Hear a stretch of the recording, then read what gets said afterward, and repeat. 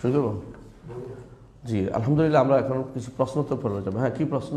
প্রথম প্রশ্ন হচ্ছে যেগুলো কাহিনীমূলক যেগুলো ছিল, মনে করেন নূহ আলাইহিস সালামের যে ছেলে, তারা অমুক অমুক জায়গায় গেছে, আফ্রিকানরা অমুক সন্ধান ছেলে, এগুলোর তথ্যসূত্রটা। এগুলি তথ্যসূত্র আলহামদুলিল্লাহ আমাদের যে ইতিহাস গ্রন্থ আছে সেগুলোতে আছে। ইবনে কাসির আছে, ইমাম তাবারি বলছে, ইমাম নাম কি তারিখ ইমাম ইবনে খালদুন তার তারিখের মধ্যে দেওয়ান মুবতাদা ওয়াল খাবার ওয়ামান দাখালা ফিহা মিনাল আজম ওয়াল আরব ওয়াল আজম ওয়াল বারবার জাবিল সুলতান আল আকবর, এগুলো বইয়ের বিরাট বইয়ের নাম হচ্ছে ইবনে তারিখ ইবনে খালদুন বলে, ওটাতে আছে। আর আছে মাসউদির একটা গ্রন্থ আছে মারুজুদ দাহাব, ওখানে আছে। আর আছে আলবাদ ও তারিখ লিল ইমাম ইল ফাসাবি, ওখানে আছে। আর আছে আর কিছু আছে ইয়াতে এই বাইবেলের মধ্যে উল্লেখ আছে, কিছু বাইবেল উল্লেখ আছে। সায়েন্টিফিক অনুসারে আমরা এগুলিকে বাস্তবে দেখি আসলে আছে এরকম। কারণ মানুষ এখনও পৃথিবীতে 3 ধরনেরই আছে। বাস্তবতাই মানুষ 3 ধরনের মানুষই আছে। আফ্রিকান মানুষ আছে, ইউরোপিয়ান মানুষ আছে, আরেকটা হচ্ছে সেমিটিক মানুষ, আর কেউ আছে মিলমিশে আছে। মিলমিশটা হচ্ছে সংকর হয়ে গেছে। বাংলার মাটির আকিদাও সংকট, মানুষের সংকর, মানুষের সংকর, মানুষ সংকর, আকিদাও সংকর, এরকম মানুষ এরকম সংকরের, এদের মধ্যে কোনো মিল পাওয়া যায় না কতজন। ইতিহাসটা আপনি পাবেন। এটা পড়তে হলে আপনাকে একটা বই আছে, নাম হচ্ছে আল হিন্দুসিয়া ওয়া তাআসসুরু বাদিল ফিরাকিল ইসলামিয়াতি বিহা। এই গ্রন্থটার ভূমিকাতে ভারতবর্ষের ইতিহাস নিয়ে একটা বড় লম্বা আলোচনা আছে, এটা পড়ে ফেলবেন। কোত্থেকে আনা হয়েছে সেটা দেখে নেবেন। লেখক হচ্ছে ডক্টর আবু বকর মাহমুদ জাকারিয়া, ওইটা দেখে নেবেন, ওটার মধ্যে আছে, বুঝতে পারছেন বিস্তারিত। আমি আপনাকে শুধু একটু তথ্য দিলাম মানুষের ও আদি উৎস, আদি ইয়া সম্পর্কে আলোচনা করেছি, কারণ অন্য কেউ দিলে আপনাকে ভুল তথ্য দেবে, এই জন্য সঠিক বিশ্বাসটা আপনার রাখতে হবে। এখানে স্যার কি বলে অ্যানথ্রোপোলজিস্ট আর হচ্ছে যারা সোশিওলজিস্ট আছে, এরা স্যার দেখা যাচ্ছে বিভিন্ন ফসিল টেস্ট, টেস্ট বা আফ্রিকার উপজাতি এইগুলো কাছে এনে, মানে এরা বলতে চাই স্যার, মানে ওই যে স্যার যে একটা ডারউইন তত্ত্ব বা ওই রকম তত্ত্বের একটা জিনিস প্রতিষ্ঠা করার জন্য খুব ট্রাই করে। আমি এই জিনিসটার উত্তর দিয়েছি, আশির ফিল কাদিম আল হাদিস, আমার এক কিতাবের মধ্যে, এমপ্লিজিসের মধ্যে। মানুষের উৎস কি? হালিল আসলু ফিল ইনসান আর তাওহীদ আমি শিরক। মানুষের মূল কি তাওহীদ ছিল না শিরক ছিল? এটার উপরে আমি ওখানে আলোচনা করেছি। কারণ মানুষ এরা কি করে, দলিল দেয় কি যে খাদ করে এটা পাইছি, ওইটা পাইছি, অথবা মুখের পরীক্ষা ওইটা পাইছি। হ্যাঁ, আমরা অস্বীকার করছি না, মানুষ শিরকে পড়ছে, কিন্তু এটা প্রাচীন বলাতে, এর আগে যে তাওহীদ ছিল এটা তো আমার কোরআন বলে, এটা তো আমার হাদিস বলে, এটা তো আমার অন্যান্য কিতাব বলে, সমস্ত কিতাব বলে।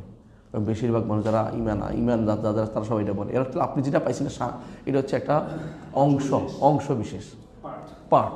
বাংলাদেশে এখন যে অবস্থা যাচ্ছে, যদি কোনোদিন ভূমিকম্প হয় আর মূর্তিগুলি নিচে চলে যায়, এরপরের লোকেরা এসে তখন মূর্তিগুলি মাটির নিচে পায়, বলে যেগুলো আমরা ইবাদত করতাম, কিন্তু আমরা ইবাদত করি এগুলি মানুষ বানাইছে।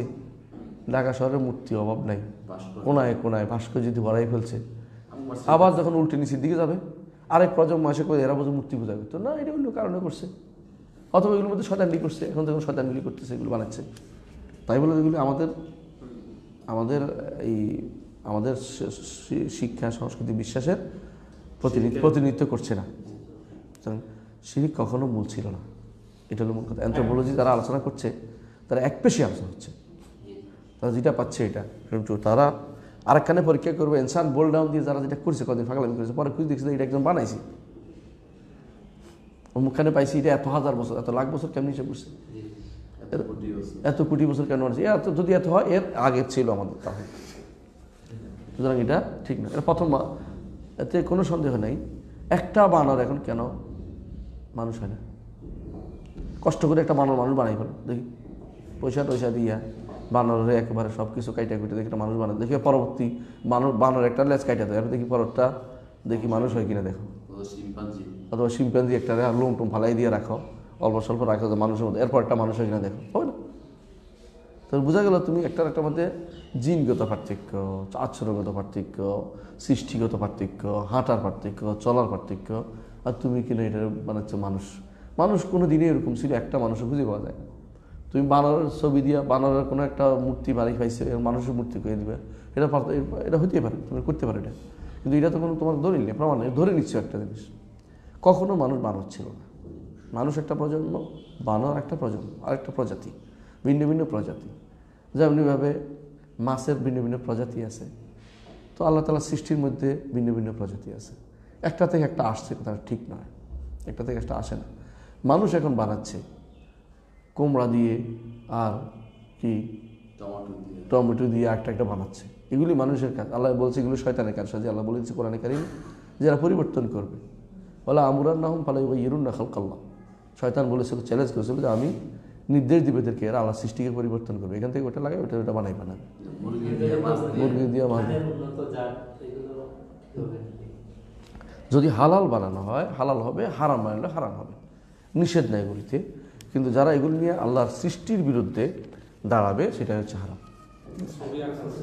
হ্যাঁ, ছবিতে তো মানে যারা ছবি আঁকে তারা তো একবার অহংকারী করে কাটতেছে। অনুরূপভাবে যারা এগুলি বানাচ্ছে মনে করে যে আমরাও বানাইতে পারি। কি করে?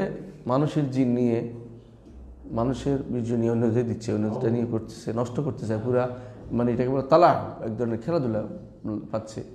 এরা মনে কিছু করছে, কিছু করে নাই, এটা ফালতু জিনিস তৈরি করছে, এটা হবে না, এটা হবে না, এটা মানুষও হবে না, এটা আরেকটা জিনিস হবে। এই জন্য এরকম কিছু পাওয়া যায় না এখন পর্যন্ত যারা এটা করতে পারছে। একটা জিনিস করতে পারে, এটা হচ্ছে কোষ নিতে পারে, একটা কোষ নিয়ে বাড়াইতে পারে। যেমন আল্লাহ তাআলা একটা কোষ নিয়ে হাওয়াকে বানাইছেন, পাঁজর থেকে বানাইছেন না, কোষ দিয়ে পাঁজর তৈরি না। তো এটা হতে পারে কি? এটা তো সৃষ্টি না, এটা তো হচ্ছে তুমি তার কি দিছো, অংশ নিয়ে বানাইছো। তুমি একটা নতুন করে বানাও দেখি, নো থেকে হা করো দেখি তোমার কি আছে। ওটা তো কোনো ক্ষমতা নেই। এটা তো এমনি মানুষ দুনিয়াতে টেবিল বানায়, আল্লাহর গাছ কাটায়, তো বল টেবিল না, আমি একটা জিনিস বানাবো, এমন জিনিস যেটা আল্লাহর কাছে ব্যবহার করবো না, দেখি করো দেখি। তাহলে যেটা আসলে কিছুই করতে পারে না। তাহলে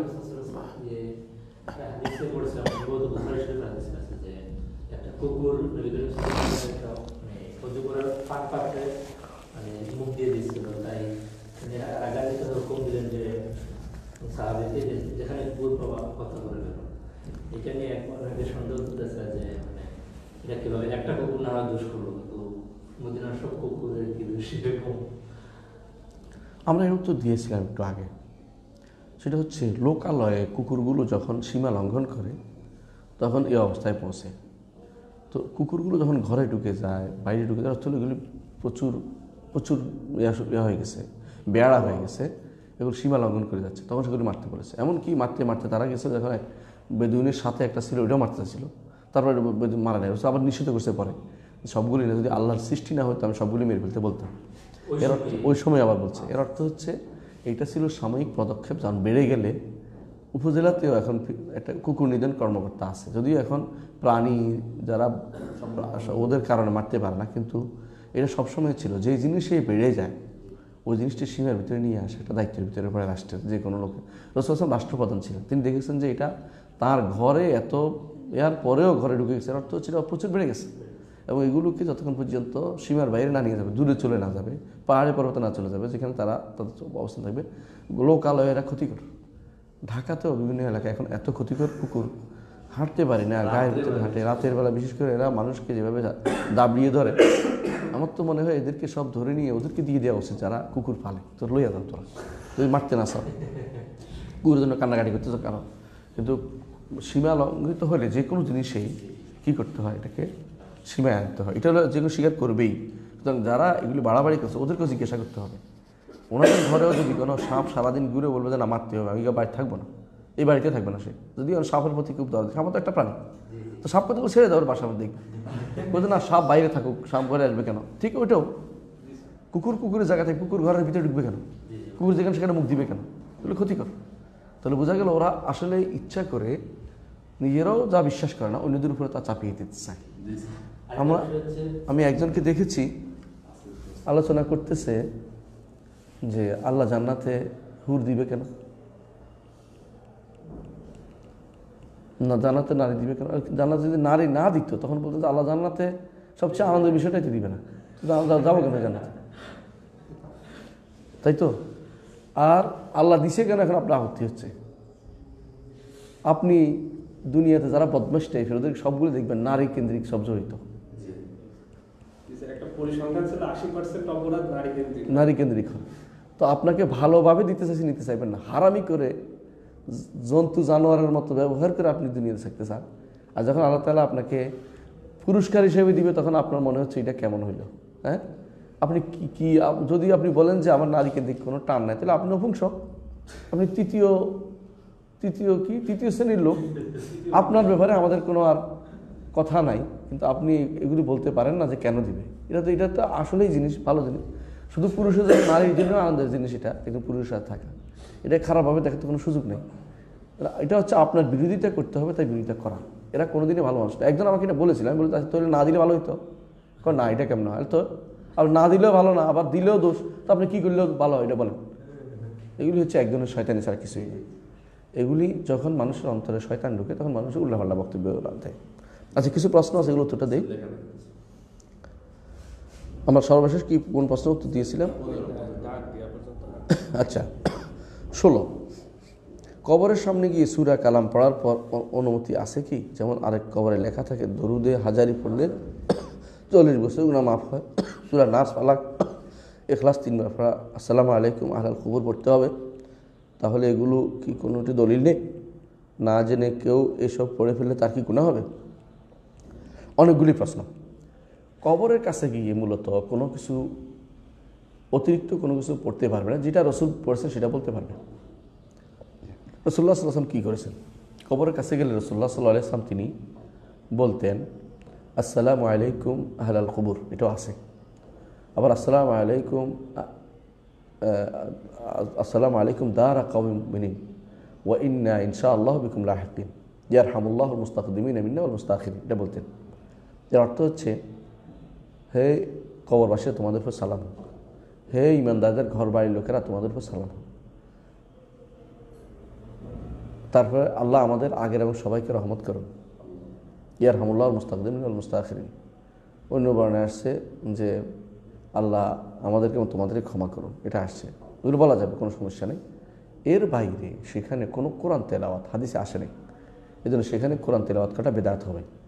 সূরা ফালাক, নাস, অনেকে বলে সূরা ফাতিহা পড়েন, ফালাক পড়েন, নাস পড়েন, অথবা দুরুদ পড়েন, অথবা এই 2-3 বার কুল আল্লাহ পড়েন, 4 বার বা 11 বার দুরুদ পড়েন, এই জাতীয় যেটাই। অথবা এটা আপনারা এখানে যা বলা হয়েছে, প্রশ্ন করেছেন দুরুদে হাজারি পড়লে 40 বছর, না, এটা মিথ্যা কথা। দুরুদ হাজারি বলে কোনো দুরুদ আল্লাহ তাআলা, আল্লাহ রসুল কোথাও নাজিল করেন, মিথ্যা বানোয়াট একটা দুরুদ, এটা পড়া যাবে না। আর এগুলি নাই আসলে। আর সূরা ফালাক, নাসের কথা যে বলা হয়েছে, এটা আসলে অন্য জায়গায় পড়বেন, কিন্তু কবরে পড়বেন না।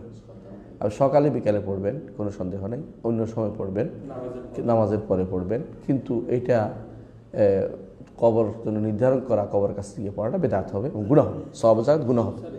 এই জন্য আর সূরা ইয়াসিনের কোনো ফজিলত বিশুদ্ধভাবে প্রমাণিত হয়নি কোথাও না, কবরের কাছেও না, আগেও না, পরেও না, রাত্রেও না, দিনেও না, কোনো দিনে না। সূরা ইয়াসিনের অতিরিক্ত কোনো ফজিলত নেই, সূরা আর রহমানের অতিরিক্ত কোনো ফজিলত নেই, সূরা ওয়াকিয়ার অতিরিক্ত কোনো ফজিলত নেই। এগুলি শুধু আমাদের দেশে টাকা পয়সা বাড়াইতে হেরা গরিবে থাকে দেখি, সারা বছর পরে সূরা ওয়াকিয়া, কিন্তু ধনী হইতে চায় না। আমার এক ভাই আছে, সারা রাত শুধু সূরা ওয়াকিয়া পড়তেছে, উনি সেই আছে। তো ওনারা বললে কয় না, পাইছি কি নেয়ামুল কোরআন রমুক তুমুক কোরআনে আছে, আসলে সহিহ হাদিস না। সূরা ইয়াসিনের উপর কোনো সহিহ হাদিস নেই। তবে মৃত্যুর সময় যে ব্যক্তি অর্থ বুঝে তাকে সূরা ইয়াসিনের কিছু অংশ উল্লেখ করে, মৃত্যুর ঘটনাগুলো উল্লেখ করে, মৃত্যুর পরে কী হবে না উল্লেখ করে আখিরাতের প্রতি তাকে উৎসাহ প্রদান জায়েজ আছে। তবে এটা সওয়াবের আশায় নয় যে এটা পড়লে এত সওয়াব, এটা না। সলবে সালিন, হ্যাঁ, ইমামের থাকবে এটাও না, ইমামের উপর থাকবে এটাও না।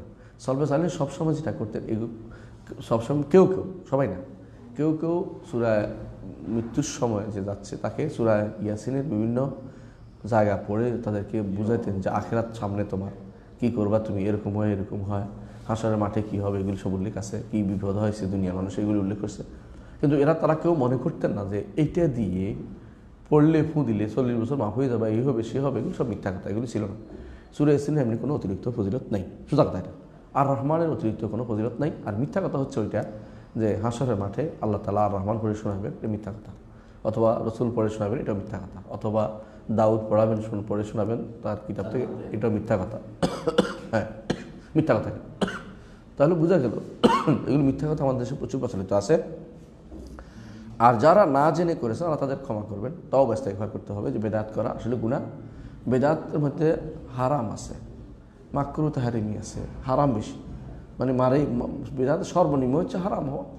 কেউ কেউ মাকরুহ তাহরিমি পর্যন্ত বলেছেন কোনোটা নির্ধারণ করাটা, যেটার মধ্যে সন্দেহ বেশি, যে মানে বেশি বেশি তাদের কাছে প্রাধান্যপ্রাপ্ত যে আসল হইতে পারে, এরকম করে সেটাও মাকরুহ তাহরিমি। আর যেটা বেদাত বলে প্রমাণিত হবে এটা একদম হারাম, এটা কোনো হালাল হবে না।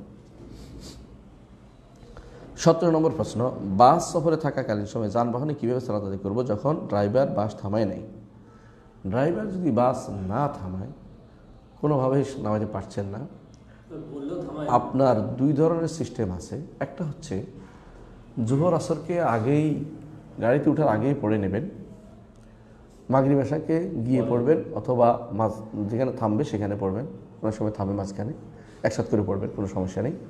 দুইটাকে একসাথে করে পড়তে পারবেন, যেখানে থামা সেখানে, অথবা ওঠার আগে। তো ঘর থেকে নয়, জমা করা যায় আছে।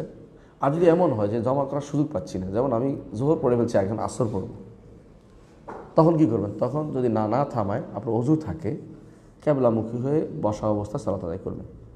অজু না থাকলে তায়াম্মুম করে নেবেন। অজু নয়, তায়াম্মুম মানে যেভাবে সেভাবে সালাত আদায় করতে হবে। সালাত কোনো পিছানো যায় না, কাজা করার কোনো অনুমতি ইসলাম দেয় নাই সালাতকে।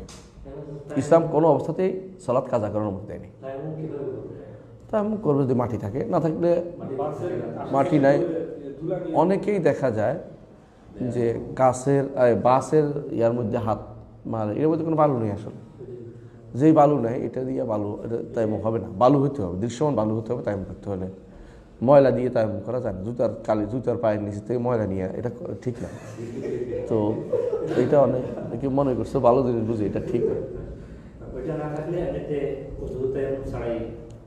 পড়তে হবে, সময় চলে যাওয়ার আগে পড়ে ফেলতে হবে। যেহেতু সফরে 2 রাকাত পড়তে হবে, 4 রাকাতগুলো, আর 3 রাকাতগুলো 3 রাকাত পড়বে। আর যদি হয় যে এমন হয় যে তিনি এই পানি পাইছেন, তাহলে কিন্তু অজু করতে হবে। যদি পানি, অনেক সময় বাসে নাই, কিন্তু অনেক বাসে আবার নিচে থাকে, বাথরুমের জায়গা থেকে পানি থাকে, ওখান থেকে অজু করতে পারবেন। অজু করতে ভলভোগুলিতে থাকে, তো না থাকলে কোনো সমস্যা না। আপনাকে যেটা বলেছে এটা, তাহলে এর হচ্ছে বাসে সালাতের নিয়ম। এটা সালাত কোনো ক্রমে পিছনে যাবে না। একটা শর্ত কিন্তু আছে, এটা হচ্ছে ক্যাবলামুখী হতে হবে, ক্যাবলা জেনে নিতে হবে। তো ক্যাবলা আপনি ঘুরে যাবেন, গাড়ি ঘুরলে আপনি ঘুরবেন, বিমান ঘুরলে আপনি ঘুরবেন। হ্যাঁ, আপনি ঘুরে যাবেন, গাড়ি ঘুরবেন, আপনি গাড়ি অন্যদিকে ঘুরে গেছে, আপনি এদিকে ঘুরে যাবেন। মানে আপনি নামাজের ভিতরেই ঘুরে যাবেন, নামাজের ভিতরে আপনি ঘুরবেন। কেন? 7 দিকে ঘুরে যায়, বসে পড়বেন তো সিটে, বসে পড়লে 7 দিকে ঘুরে যায়, কোনো সমস্যা নেই। না, পুরো ঘুরবেন, পুরো শরীর ঘুরতে হবে। ক্যাবলামুখী হতে হবে আপনাকে। যদি ক্যাবলামুখী হওয়ার সুরত আপনাকে না দেয়, যেমন বেঁধে রাখছে কোনো দ্বীপে, আপনার গুতি দিচ্ছে না, আটকে রাখছে, তো যেভাবে এভাবে পড়তে হবে সালাত। তারপরে সালাত বাদ দেওয়া যাবে না, কাজা করা যাবে না, সালাত কাজা করা যাবে না, সালাত কাজা করা যাবে না। দেয়াল যদি ডিস্টেম্বার করা থাকে তো ভালো নেই। আচ্ছা, সাধারণ দেয়াল যেগুলো আছে আস্তর করা, সেগুলো ভালো আছে, তায়াম্মুম করা যাবে। অনুরূপভাবে ইটের মধ্যেও তায়াম্মুম করা যাবে। মাটি আছে, যেটা মাটি নাই, খুঁজে খুঁজে মাটি টেনে বের করা, এটা ঠিক না। মাটি নাই তো অনেক কিছু, এখন অধিকাংশ দেয়ালে রং লাগানো, এটাতে অবশ্য মাটি আছে, কিন্তু অনেকগুলোতে গ্রামাঞ্চলের মাটি নেই না, অনেকগুলোতে নাই। আমাদের বিশেষ করে শহরে যেগুলোতে লাগানো, রং লাগানো, ওগুলোতে মাটি নেই। মাটি থাকলে, টাইলসের উপর মাটি থাকলে হবে, মাটি থাকলে হবে না।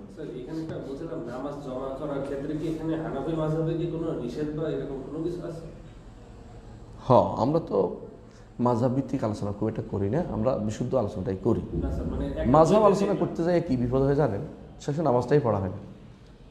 আমরা একবার হজে যাচ্ছি, মদিনা থেকে মক্কা থেকে মদিনা যাচ্ছি, তো আমি মুরব্বীকে বললাম যে চলেন নামাজ পড়ি। আমরা পথে দাঁড়াইছে, কথা আমরা পড়বো না। কেন? কারণ আমাদের মাযহাবে নাই। তো আমরা আমাদের সাথীদের নিয়ে পড়লাম, উনি কয়েকজন নিয়ে আলাদা হয়ে গেলেন, পড়বে না, ওনাদের মাযহাবে নাই। পরে গাড়ি আর থামলো না, এখন তো তার আসর চলে গেল, আমাদের তো আসর হলো না, তার আসরটা চলে গেল, উনি এখন কাজা করলেন আর আমরা আদা করলাম, কে গুণাগার হল? আমাদের সুযোগ ছিল জমা করা, শরীয়ত যেটা ছাড় দিয়েছে এটাকে আপনি কঠিন করছেন কেন? রাসূলুল্লাহ সাল্লাল্লাহু আলাইহি সাল্লাম যখন তার সফর হতো, তিনি লম্বা সফর হতো, তিনি সফর জোহর আসরকে একসাথে করতেন, মাগরিব এশাকে একসাথে করতেন। সহিহ হাদিস দ্বারা সেটা প্রমাণিত হওয়ার পরে নিব না কেন? কার দিকে তাকাই নিব না? আবু হানিফা কে? উনি কি আমাকে জান্নাতের কিছু করতে পারবে? আমাকে কার তরিকা শুনে জান্নাত যাব? নবী। সবাই কুল্লুহুম মির রাসূলিল্লাহি মুলতামিসুন, রাসূলুল্লাহ থেকে সবাই নেয়। আবু আহমদ ইবনে হাম্বল বলেন, আর যত ইমাম বলেন, রাসূলুল্লাহ ছাড়া কেউ কোনো সার নেই, রাসূলুল্লাহ হচ্ছে সবাই। হ্যাঁ, প্রত্যেকের কথা ছাড়া যাবে এবং নেওয়া যাবে একমাত্র মুহাম্মদ রাসূলুল্লাহ সাল্লাল্লাহু আলাইহি ওয়াসাল্লাম ছাড়া, তার নিতে হবে। হ্যাঁ, তাহলে আমরা সামনে আগাই। প্রশ্ন হচ্ছে, কেউ যদি শিরকে আকবর বা আসগর করে ফেলে, তার জন্য সর্বোত্তম পদ্ধতি তওবা কেমন হবে? সে কীভাবে বুঝবে যে তার তওবা কবুল হয়েছে, যাতে শয়তান তাকে ওয়াসওয়াসা বা সন্দেহে না ফেলতে পারে? দেখুন, যে কোনো কাজ করার আপনি দৃঢ় হতে হবে, এটাই নিয়ম। আপনি একটু ভয় থাকবেই, হালকা ভয়, যদি কবুল না হয় কী করবেন এটা থাকবে, কিন্তু তওবা করবেন, ক্ষমা চাইবেন আল্লাহর কাছে। আল্লাহ, আমি যা করেছি শিরিক কবিরা, কুফরি, শিরিক, নিফাকি, যত অসবগুলো তুমি ক্ষমা করে দাও, মুখে বলবেন। আরবি দোয়াটা করবেন, আল্লাহুম্মা ইন্নী আউযু বিকা আন উশরিকা বিকা শাইআন, আউযু বিকা আন উশরিকা বিকা ওয়া আনা আ'লাম ওয়া আস্তাগফিরুকা লিমা লা আ'লাম। আল্লাহ, আমি শিরিক করা থেকে আপনার আশ্রয় যাচ্ছি, জেনে শুনে না জেনে যা করেছি সেটা আপনার কাছে আমি ক্ষমা চাচ্ছি, এটা বলবেন বাংলায়। এরপরে দৃঢ় থাকবেন। হাদিসে আছে রাসূলুল্লাহ সাল্লাল্লাহু আলাইহি ওয়াসাল্লাম বলেছে, তোমরা আল্লাহকে ডাকবে, আল্লাহ কবুল করেছে দৃঢ়তা দিয়ে। আল্লাহ যদি কবুল করে না, এটা তো মাথায় ভিতরে ঢুকতে পারে, তো তুমি আল্লাহকে বিশ্বাস স্থাপন করতেছ না। আল্লাহ তো বলছে যে, রাসূল বলে দিয়েছেন যে আল্লাহ বলছে উদুনি আস্তাজিব লাকুম, আমাকে ডাকো আমি তোমার ডাকে সাড়া দেবো, সাড়া দেবো বলছে। আল্লাহর ওয়াদা হক। আর রাসূল বলেছেন, তোমরা যখন আল্লাহকে ডাকবে, উদুল্লাহ ওয়া আনতুম মুখিরুনা বিল ইজাবা, আল্লাহকে ডাকো এবং মনে রাখো যে আল্লাহ তোমাদের ইয়াকিন রাখো, দৃঢ় বিশ্বাস রাখো যে আল্লাহ দোয়া কবুল করছে। এই জন্য শয়তান ওয়াসওয়াসা স্থান দেওয়া যাবে না। আবার গুনাহ হলে আবার তওবা করো, তারপর আল্লাহ ক্ষমা করে দেবেন। আর একবার ক্ষমা করে দিয়ে আল্লাহ দ্বিতীয়বার এটাকে উঠে আনবেন না, এটা আমরা বিশ্বাস করি। সুতরাং বান্দার পর আল্লাহ রাহিম, ইন্নাল্লাহা কানা বিল মুমিনিনা রাহিমা। আল্লাহ তাআলা আল্লাহ কোরআন কারীমে বলেছে, ইয়া আইয়ুহাল্লাযীনা আমানু আসরাফু আলা আনফুসিহিম লা তাকনাতু মির রাহমাতিল্লাহ ইন্নাল্লাহা ইয়াগফিরুয যুনুবা জামিআন। আল্লাহ সব ক্ষমা করবেন। ওয়াসওয়াস দিলে আসলে শয়তানের কাছে মনে করতে হবে আল্লাহ ক্ষমা করে দিয়েছে, বাস। এরপর হাসর দিয়ে যদি জিজ্ঞাসা করে কি বুঝলাম, বলে আল্লাহ তোমার উপর ভালো ধারণা ছিল, আমি তওবা করেছি আর করি নাই। তাহলে বুঝতে পারছেন তো কথাটা? জি হ্যাঁ। মৃত প্রশ্ন হচ্ছে এরপরে, যদি পিতা মাতার কেউ মারা যায়, তাদের সাথে বেয়াদবি বা অবাধ্য আচরণ করার জন্য ক্ষমা চেয়ে নেওয়ার সুযোগ না পাওয়া যায়, তাহলে করণীয় কি? তাহলে পিতা মাতার কাছে কেউ, মানে বান্দা পিতা মাতার কাছে একজন সন্তান সন্ততি খুব মানে দায়িত্বপ্রবণ সন্তান সন্ততি হলে পিতামাতার কাছে সবসময় ক্ষমা চেয়ে নেয় এবং পিতামাতার সন্তুষ্টির দিকে সবসময় দৌড়ায়। কারণ পিতামাতার সন্তুষ্টির আল্লাহ সন্তুষ্টি হাদিসে আসছে, রেদার রব্বি ফি রিদাল ওয়ালিদাইন, পিতামাতার সন্তুষ্টি মানে সেটা আল্লাহ সন্তুষ্টি রয়েছে। তবে হারাম কাজ অথবা শরীয়ত যেটা বলে না এমন কাজ করতে বলেছে, সেটা তো কারণ অনুসরণ করা যাবে না। লা তাআতা লি মাখলুকিন ফি মাসিয়াতিল খালিক। সেই জন্য পিতামাতার অনুসরণ করেই যেতে হবে আপনাকে সারা জীবন। এমনকি আপনার সম্পদ নিলেও দিয়ে দিতে হবে, আপনার কিছু চাইলেও দিয়ে দিতে হবে, বাড়াবাড়ি করা যাবে না। এখন যদি কোনো কারণে পিতামাতা খারাপ ব্যবহার করে থাকেন, তাহলে তাদের কাছ থেকে তখনই ক্ষমা নেওয়া দরকার, অথবা ভালো কিছু করে সেটা কভার দেওয়া দরকার, যাতে তারা ভুলে যায়। তারা আপনার দোয়া করতে থাকে, দোয়া করলে আরেকটা ক্ষমা হবে, দোয়া করলেও একটা ক্ষমা হয়ে যাবে, এটাও চাইবেন। কারণ দোয়া করার অর্থ হচ্ছে তারা সন্তুষ্ট হয়ে গেছে। পিতামাতা সন্তুষ্ট হয়ে আল্লাহ যেমন সন্তুষ্ট হয়ে যায়, তার কাছে তওবা করলে পিতামাতা সন্তুষ্ট হলে আগেরগুলি তারা ভুলে যান, রাখেন না সাধারণত। তো পিতামাতার সন্তুষ্টির দিকে সবসময় খেয়াল রাখতে হবে। যদি পিতামাতা সন্তুষ্ট নেওয়ার আগেই তারা দুনিয়া থেকে চলে যান, তাহলে এটা একটা দুর্ভাগ্য হয়েছে আপনার, এতে কোনো সন্দেহ নেই। এখন আপনার দায়িত্ব হবে যে কোনো মূল্যে তাদের খুশি যে সমস্ত কাজগুলি সেগুলি করা, তাদের জন্য দান সদকা করা, তাদের জন্য দোয়া করা সবসময় জান্নাতের, তাদের আত্মীয় স্বজনকে দেখাশোনা করা, তাদের আত্মীয় স্বজনকে দেখাশোনা করা, তাদের যারা ভালোবাসে, তারা যাদেরকে ভালোবাসতেন তাদেরকে দেখাশোনা করা, তারা যাদেরকে ভালোবাসতেন তাদের দেখাশোনা করা, তারা কি কি করলে খুশি হতেন ওই কাজগুলি করা। বুঝতে পারছি? এগুলি করার মাধ্যমে আপনি ক্ষমার ব্যবস্থাপনা করতে পারেন। 20 নম্বর প্রশ্ন, মৃত বা জীবিত ব্যক্তির জন্য কোরআন খতম করে বকশিয়ে দেওয়া কি জায়েজ নাকি এটা বিদআত? কোরআন খতম করলে একটা আলাদা কোনো সওয়াবের কথা বলা হয়নি হাদিসে। সুতরাং কোরআন খতম করে আলাদা সওয়াব না, কোরআন এমনি পড়লে সওয়াব। কিন্তু কোরআন খতম করার সময় সালবে সালেন দোয়া করতেন, একটুকু লাভ। খতম করার পরে, কোরআন খতম করার পর দোয়া করতেন, কারণ আল্লাহর বাণী তেলাওয়াত করছেন, ওসিলা দিয়ে দোয়া করতেছেন, এটা হচ্ছে নিয়ম। তো কেউ যদি তা করে, আল্লাহর বাণীর পরে দোয়া করে ওসিলা দিয়ে, সেটা ভালো, সেটা করতে পারে। কিন্তু বকশিয়ে দিবেন এটা কিন্তু জায়েজ নেই, কারণ আসলে কীভাবে দিবেন, এটা তো আপনার আমল। আপনার বাবা যদি আপনার কোরআন শিক্ষার জন্য মাধ্যম হয়ে থাকেন তাহলে তিনি এমনিই সওয়াব পাবেন। আপনার মা যদি সেটার মাধ্যম হয়ে থাকেন এমনিই সওয়াব পাবেন। কিন্তু মা বাবা আপনার শিখায়নি, আপনি দোয়া করতে পারবেন শুধু, কিন্তু কোরআন যাবে না, কোরআনে কি যাবে না, কোরআনে সব যাবে না, কারণ তিনিও মাধ্যম না। বুঝতে পারছি? তো আপনার বাবা আপনার কোরআন শিক্ষা দিয়েছেন, তিনি না চাইলেও এটা যাবে। কিন্তু আপনার বাবা আপনাকে কোরআন শিক্ষা দেননি, সাধারণ শিক্ষা দিয়েছেন, আপনি কষ্ট করে শিখেছেন, আপনারটা এটা আপনার বাবার কাছে যাবে না। এটা না, এই আমার সম্মুখে দিয়ে দাও, এটা জায়েজ নেই, এটা নাই, শরীয়তে এটা নাই। আপনার আমার আরেকজনকে দেওয়ার সিস্টেম নেই। নদীর এটাও ভুল, সোনার মদিনা এমনিই যাবে। রসুল সমস্ত হেদায়েতের মালিক, তিনি সব হেদায়েতের পথ দেখাইছেন, এটা এমনিই চলে যাবে। আপনি চান আর না চান ওইটা পাবে। যারাই আমার কোরআন শিক্ষা দিয়েছে তারা সবাই পাবে, কোরআনের কাজে লিখছে, কোরআন ঠিক করছে, এটা সবাই পাবে। কিন্তু আপনার বাপ পাবে না, যদি আপনার বাপ না শিক্ষা দিয়ে থাকে। বুঝতে পারছি কথাটা? যে শিক্ষা দেয়নি সে পাবে না, তারা দিতেও পারবেন না, তারে কোনটা দিতে পারবেন না, যেটার জন্য সে কারণ হয়েছে। তারা দোয়া করতে পারবে তার জন্য, আল্লাহ তার ক্ষমা করে দাও, জান্নাত দাও, এটা দাও, এটা দাও। কিন্তু যে আপনি এটার কোনো কারণ আছে পাবেন, এই জন্য তারা দেওয়া যাবে না। এটা এই ভক্সানোর সিস্টেম না, যেটা ভুল। এটা হয় আপনাকে এলম শিক্ষা দিচ্ছে, হয় আপনাকে এই আপনার ওসিলা হয়েছে শিক্ষানোর জন্য, অথবা দান সম্পদ দান করেছে, এর বাইরে কিছু সে পাবে না কবরওয়ালা। আপনি সেটার কারণ না হলে সে কিন্তু কিছুই পাবে না, বা কবরওয়ালা আপনার বক্সালে কিছু পায় না।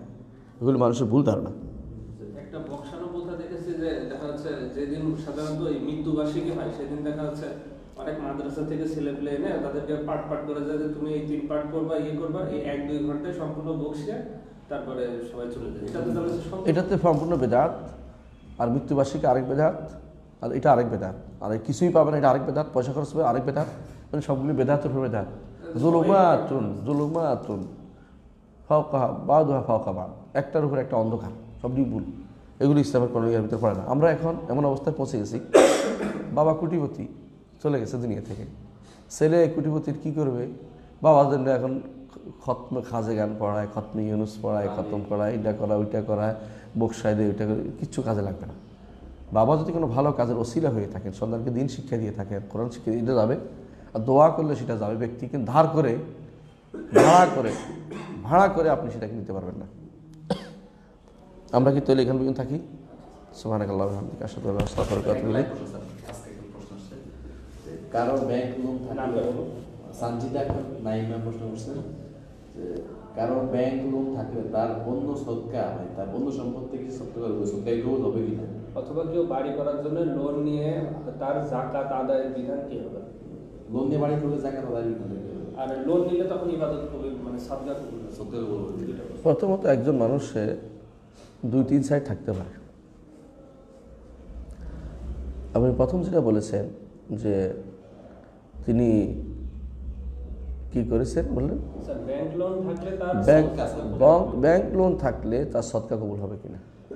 ব্যাংক লোন নিছে, সেই জন্য তার উপর ফরজ হচ্ছে ব্যাংক লোন থেকে মুক্ত হওয়া, প্রথম কাজ সুদ থেকে মুক্ত হওয়া। তখন আর সদকা কাজে লাগবে না, কিন্তু তার যে অন্য খাতের জাকাত থাকে সেটা দিতে হবে। সেটা এগুলি বিক্রি করে হলো ব্যাংক লোন থেকে মুক্ত হওয়া তার জন্য ফরজ, সুদ থেকে মুক্ত হওয়া তার জন্য ফরজ। যতদিন সে মুক্ত হবে না ততদিন তার এগুলি সবই গুণের ভিতরে পড়বে। প্রত্যেকটা দিন মুহূর্ত তার গুণের ভিতরে যাচ্ছে। এই জন্য ব্যাংক লোন নিয়ে কিছুই করা যাবে না। ব্যাংক লোন এই জন্য বলছে এগুলো সুদের উপর দেওয়া হয়। যদি বিনা সুদের লোন দিত তাহলে আমরা কিছু বলতাম না। সুদ খাওয়ার পর যদি সে তার যেই টাকার সুদ খাচ্ছে ওই টাকা পরিশোধ করলে তার কিছু থাকে না, তাহলে সব বিক্রি করে হলেও পরিশোধ করতে হবে তাকে। কারণ সুদের টাকা না দিয়ে পর্যন্ত তার কিছু কবুল হচ্ছে না। এমন যদি হয়তো বেশি আছে, লোন নিছে 5 লাখ, তার টাকা আছে 20-25 লাখ টাকা, তাহলে 5 লাখ পরিমাণ লোন দিতে হবে আর বাকিটা জাকাত দিতে হবে তাকে।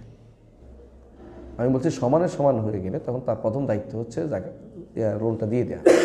আর বেশি টাকা আছে, ঋণও আছে, তখন জাকাতও দিবে, ঋণও পরিশোধ করবে। এর শরীয়তের বিধান।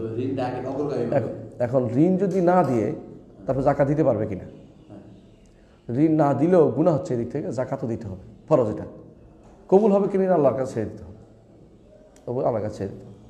তো এখন আপনি যে বলেছেন বাড়ি করতেছে, এখানে প্রশ্ন করেছে যে অথবা কেউ বাড়ি করার জন্য লোন নিলে তার যাকাত আদায়ের বিধান কি? মানে ব্যাংকের লোন নিলে, এখন লোন নিয়ে ইনভেস্ট যদি করে, লোন দুই রকমের, একটা হচ্ছে লোন নিয়ে বাড়ি করছে, একটা লোন নিয়ে কমার্শিয়াল লোন ইনভেস্ট করছে, তখন তো তার জাকাত দিতে হবে,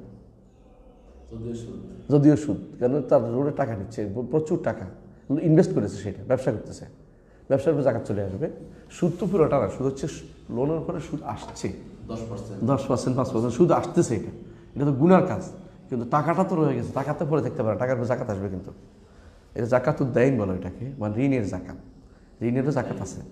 তোমার থেকে ও আবিদ 10 লাখ টাকা নিল, 5 টাকা হারের সুদ। তো এখন আবিদ যে 10 লাখ টাকা ইনভেস্ট করলো, একটা ফ্যাক্টরি কিনলো, এখন সে বললো আমি সুদের উপর নিয়েছি, তা কাজ হবে না, তাকে ওটা জাকাত দিতে হবে, কারণ কাজে লাগাই ফেলছে। তোমার টাকা যেটা হচ্ছে ওইটা তোমার দিবে, এটা গুনার কাজ করবে, কিন্তু তাই ওটা জাকাত দিতে হবে তাকে। কিন্তু যদি এমন হতো 5 লাখ টাকা আনছে, 5 লাখ টাকা দিয়ে দিছে, সমানে সমানে পুরোটাই সুদের উপর চলতেছে, গুনার কাজ, তখন কিন্তু তার উপরে জাকাত আসতে হবে। কারণ যেহেতু হারামের উপর চলতেছে, ইনভেস্ট না, হারাম নিয়ে বসে আছে, খাচ্ছে, এটা কিন্তু জাকাত, হারাম, এটার উপর জাকাত আসতেছে না। বুঝে আসছে কথাটা? তো ইনভেস্টের ঋণ আলাদা, এরকম হয়। এগুলোকে বাড়ি করতেছে, সম্ভবত থাকার জন্য বাড়ি করতেছে, তখন তার জন্য যদি যেই টাকা তার আছে মূলত এই টাকার চেয়ে ঋণ বেশি হয়ে যায়, তো তার জাকাত নেই, মানুষ তো ঋণগ্রস্ত। আর এমন হয় তার এমনি অনেক টাকা আছে, একটা বাড়ি করার জন্য এমনি অতিরিক্ত ঋণ নিছে, তো তার অন্য টাকা দিতে হবে, এটা যদি গুনাহ হবে অতিরিক্ত, যেহেতু ঋণের সুদ নিছে। বুঝতে পারছি? অনেকে এটা করে, আল্লাহ মাফ করুক তাদেরকে, সরকারের কর ফাঁকি দেওয়া ঠিক না। জি, আসসালামু আলাইকুম।